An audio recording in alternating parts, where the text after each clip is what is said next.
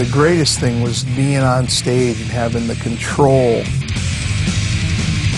the awe of being worshipped, and having folks just really look at you and say, wow, you know, I want to be that.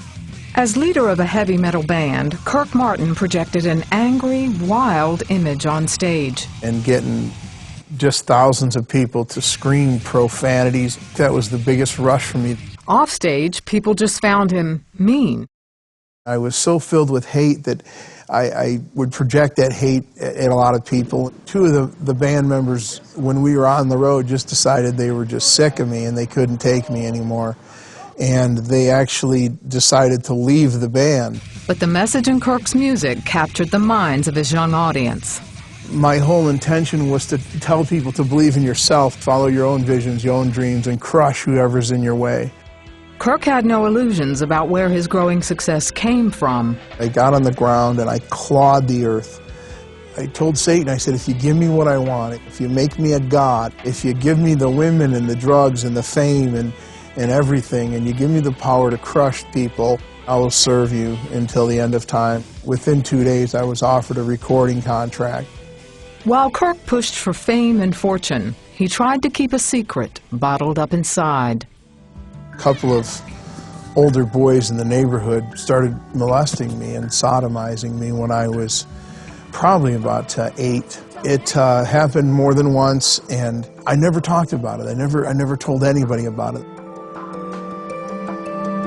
Later, taking advantage of women sexually became part of Kirk's heavy metal lifestyle.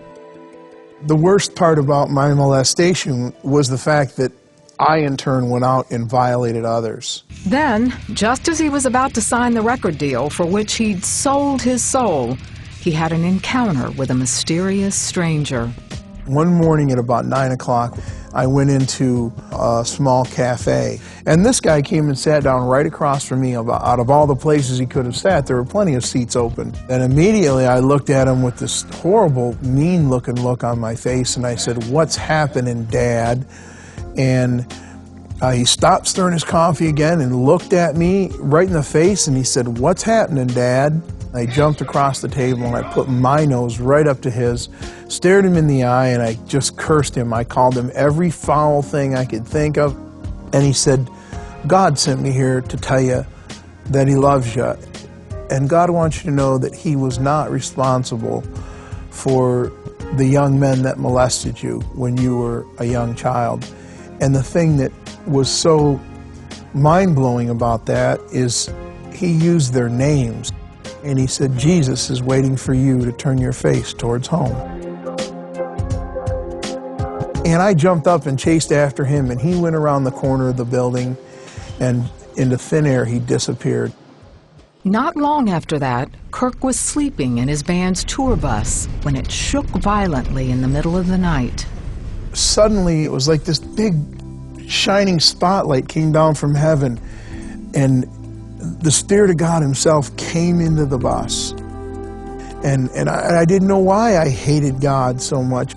Everything just slipped away, and the only thing I felt was love.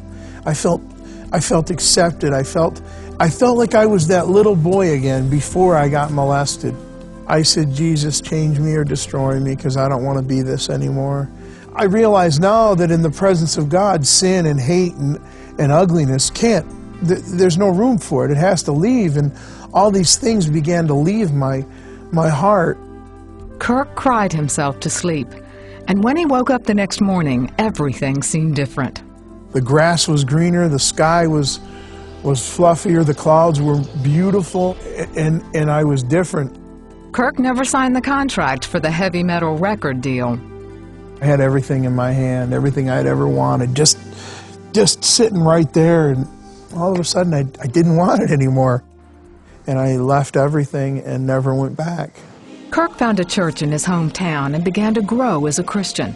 A Christian counselor also urged him to seek out the young men who had molested him and forgive them. I did find them. "I don't know if you remember me or not." And I said, "Why did you do this to me?" And then they began to tell me the story of how someone had violated them. The one young boy, how he had found a pornography magazine, and that's what led him to abuse me and then invite the other boy to abuse me. They had given their hearts to Christ. We sat down and we cried and we hugged and we talked about it and we prayed. That's how I got past all that. Over time, he found his musical talent moving in a new direction, writing and performing worship songs. He and his family travel around the country sharing the miracle that changed Kirk's life. My wife is just a treasure. My family is the greatest testimony of God's mercy and God's grace, because I thought I would never have such a wonderful blessing. Once I started to realize that God wasn't out to get me, I started to see the blessings.